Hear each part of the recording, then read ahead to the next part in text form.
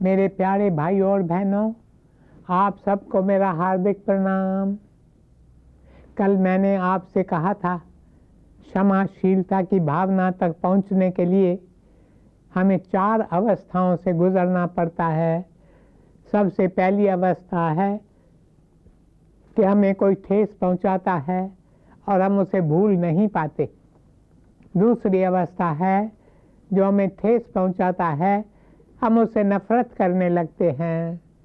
अब आती हैं तीसरी अवस्था पर।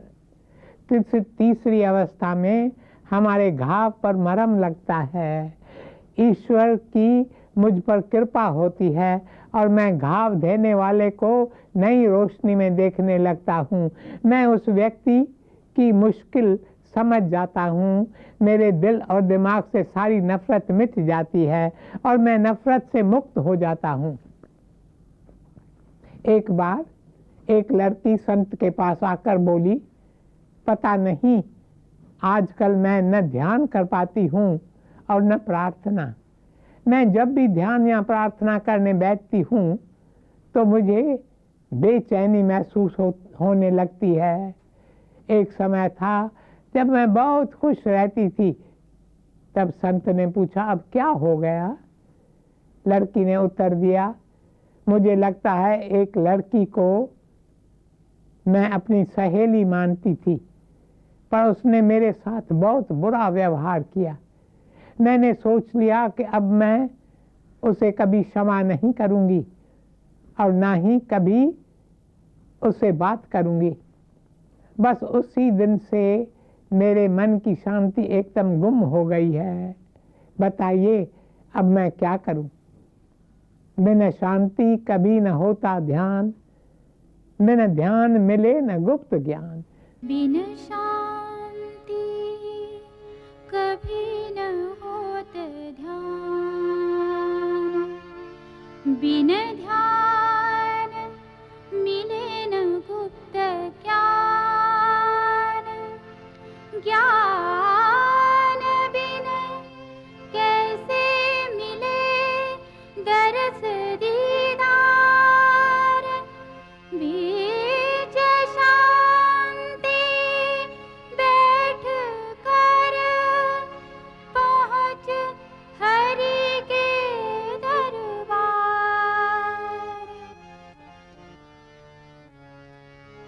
बिन शांति कभी न होत ध्यान, बिन ध्यान मिले न गुप्त ज्ञान। ज्ञान बिन कैसे मिले दरस दीदार। बीच शांति बैठ कर पहुँच हरि के दरबार। पहुँच हरि के दरबार।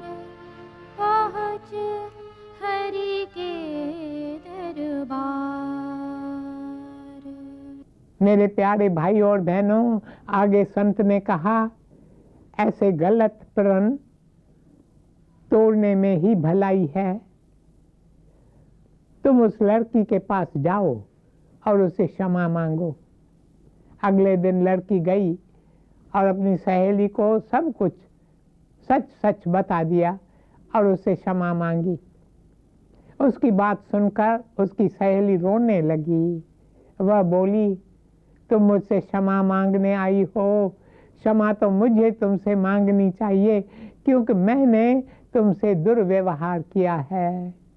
इस तरह दोनों फिर से सहेलियां बन गई। ये है चौथी अवस्था, मेल मिलाप की अवस्था। इस अवस्था में मैं उस व्यक्ति के आगे दोस्ती का हाथ बढ़ाता हूँ जिसने मुझे ठेस पहुंचाई है। मैं अपना स्नेह उससे बांटने लगता हूँ और फिर हम दोनों के बीच एक नया रिश्ता जुड़ जाता है। मेरे प्यारे भाई और बहनों, जब हम क्षमा मांगते हैं तो हमें सलीके से क्षमा मांगनी चाहिए।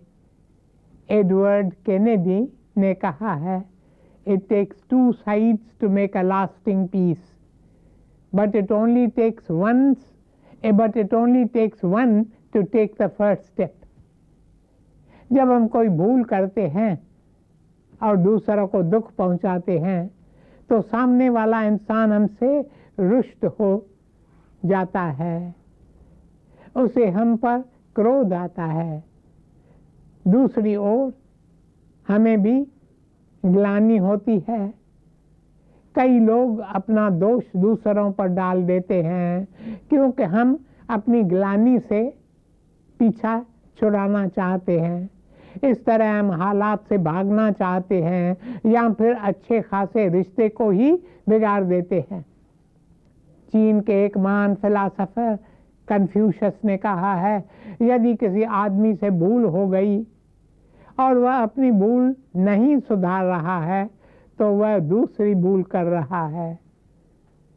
मेरे प्यारे भाइयों और बहनों, हमें अपनी भूल की जिम्मेदारी अपने ऊपर लेनी चाहिए।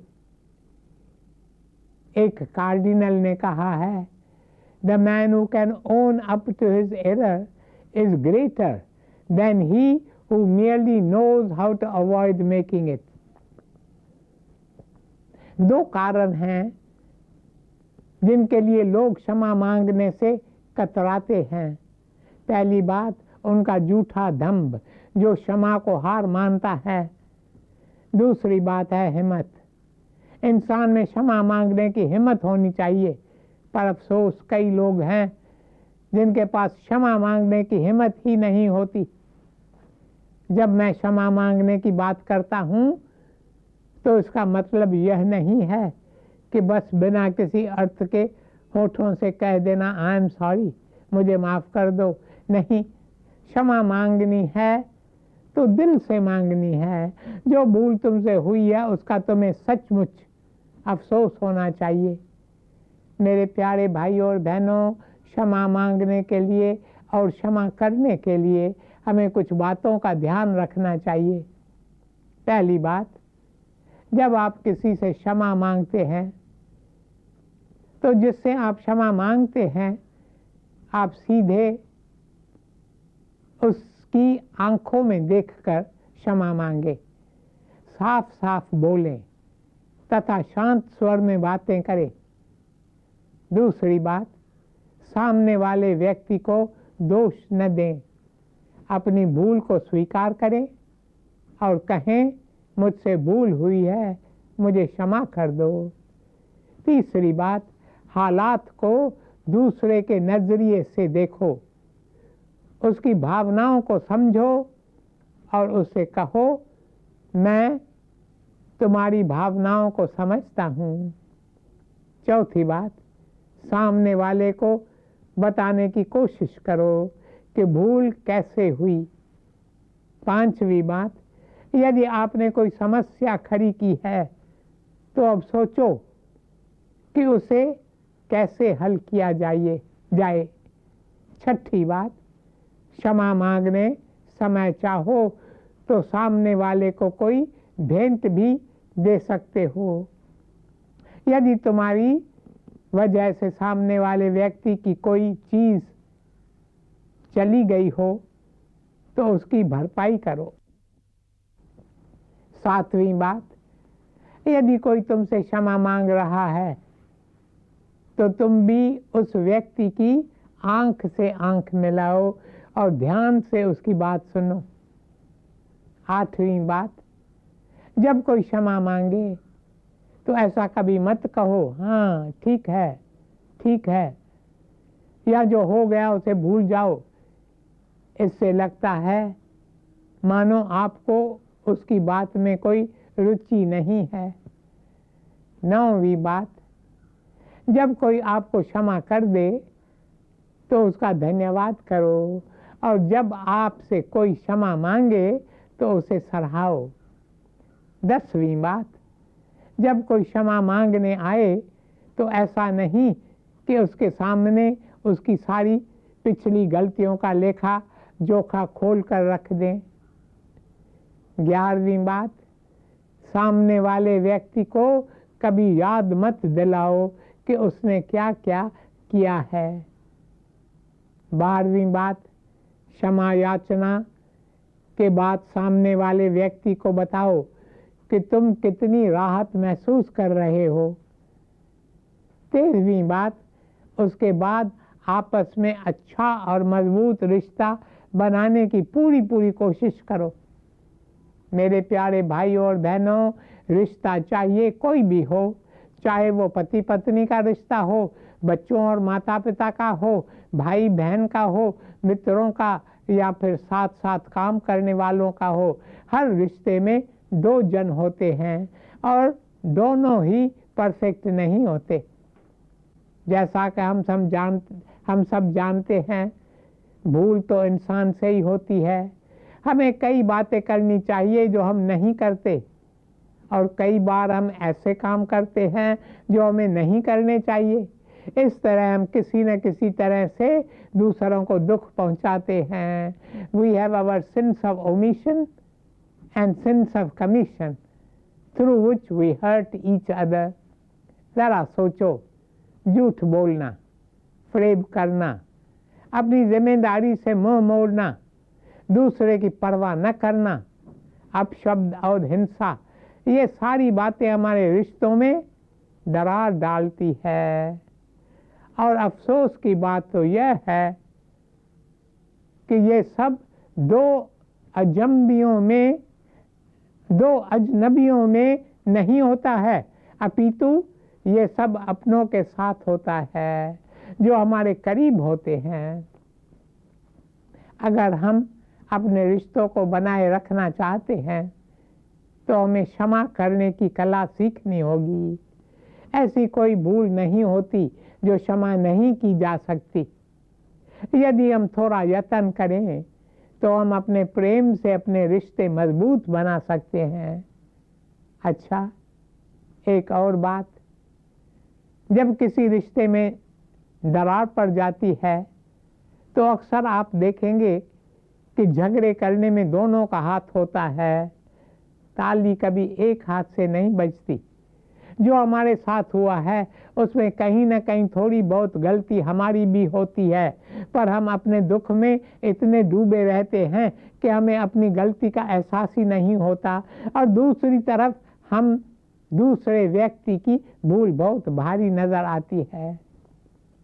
यदि हम थोड़ा शांत दिमाग से सारी बात को देखेंगे और उसे नम्र भाव से समझने का प्रयास करेंगे तो फिर हमारे रिश्तों में कभी दरार पड़ेगी ही नहीं। मेरे प्यारे भाइयों और बहनों, हम सब अपने अहंकार की गिरफ्त में हैं। यह अहंकार हमें दूसरों को क्षमा नहीं करने देता। ये आंख के बदले आंख चाहता है।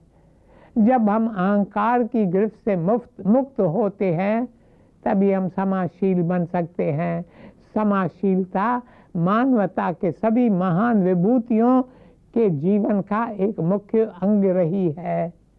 जरा श्री ईसा के बारे में सोचो, उन्होंने कभी किसी को दुख नहीं पहुंचाया, फिर भी लोगों ने उन्हें पकड़कर उन पर झूठा मुकदमा चलाकर उन्हें सलीब पर चढ़ा दिया। उस समय श्री ईसा ने प्रार्थना की, father forgive them for they know not what they do.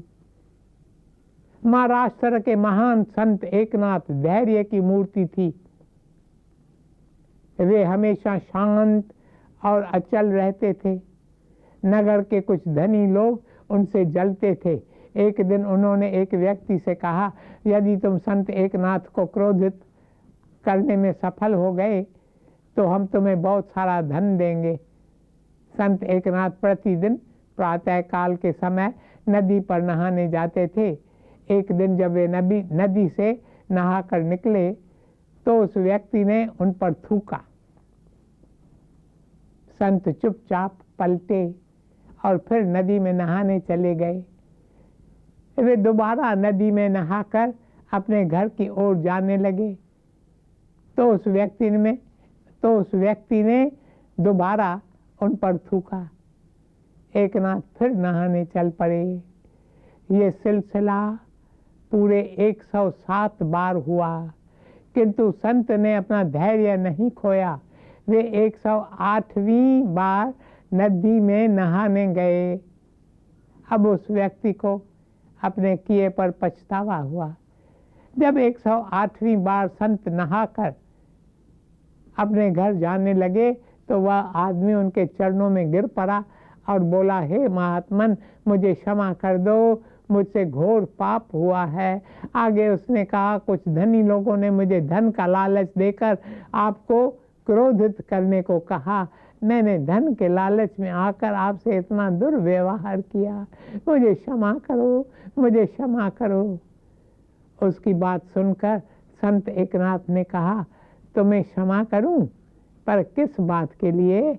आज तो ये मेरे जीवन का सबसे अद्भुत दिन है, जो मुझे 108 बार नदी के पवित्र जल में नहाने का अवसर मिला है। इसके लिए मैं तुम्हारा आभारी हूँ। आगे उन्होंने कहा, यदि तुम मुझे पहले बताते कि इस काम के लिए तुम्हें धन मिलने वाला है, तो मैं तुम्हारे लिए क्रोध करने का ढोंग कर देता, ताकि तुम्हें अपने पैसे मिल जाते। देखिए संत एकनाथ की क्षमाशीलता। संतों की जग में है यही निशानी, अच्छे वचन और मीठी वाणी।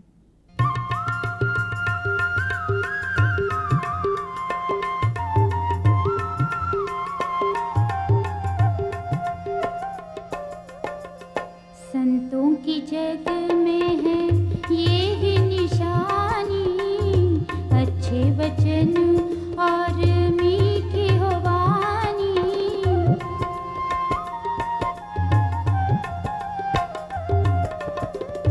संतों की जग में है ये ही निशानी, अच्छे वचन और मीठी हो वाणी। क्रोध खुद काया में दफन कर ले, क्रोध खुद काया में दफन कर ले। रोज थोड़ा थोड़ा प्रभु का भजन कर ले, रोज थोड़ा थोड़ा प्रभु का भजन कर ले।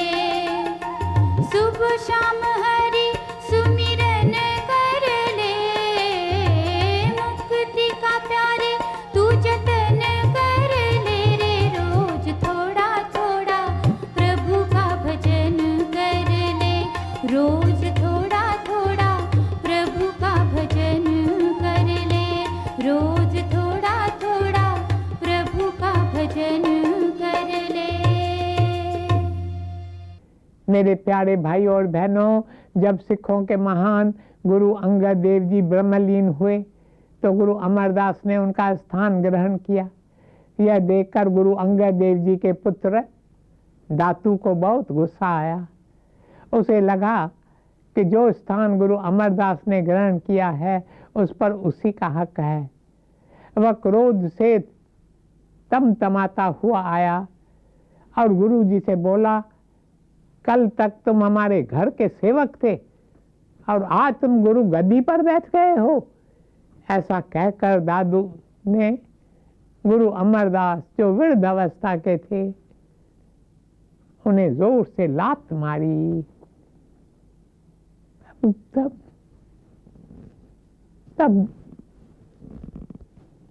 तब गुरु अमरदास ने दातू पर अपनी कृपा दृष्टि डाली और कहा, मैं वृद्ध हो गया हूँ, मेरी हड्डियां बहुत सख्त हैं, तुम्हारे पैर को इससे बहुत कष्ट हुआ होगा, इसके लिए मैं तुमसे क्षमा मांगता हूँ। मेरे प्यारे भाई और बहनों, ये है संतों की साक्षी। महर्षि दयानंद, जिन्होंने आर्य समाज की स्थापना की, वे बहुत बहादुर थे। उन्हें जो सच और सही लगता था बोल देते थे, जिसके कारण कुछ धर्म के ठेकेदार उनसे नाराज हो गए। उनमें से कुछ लोगों ने महर्षि दयानंद के रसोइये जगन्नाथ को धन का लालच देकर कहा कि वह प्रतिदिन दयानंद जी के भोजन में थोड़ा थोड़ा विष मिलाए। जगन्नाथ महर्षि दयानंद को भोजन में थोड़ा थोड़ा विष मिलाकर देने लगा, जिससे महर्षि दयानंद बीमार पड़ गए। वैद्यों ने जब जांच की तो पता चला कि उन्हें भोजन में विष दिया जा रहा है। विष की मात्रा शरीर में इतनी बढ़ गई थी कि उनके बचने की कोई आशा नहीं थी। जब महर्षि दयानंद को इस बात का पता चला तो उन्होंने जगन्नाथ को अपने पास बुलाकर उसे रुपए देकर कहा, तुम इसी समय नेपाल भाग जाओ। यदि मेरे शिष्यों को पता चल गया कि तुम मुझे भोजन में विष मिलाकर देते थे तो वे तुम्हें मार डालेंगे। मेरे प्यारे भाइयों और बहनों, सभी महान लोगों ने क्षमाशीलता की साक्षी अपने जीवन में दी है। आज बस यहीं तक, शेष कल।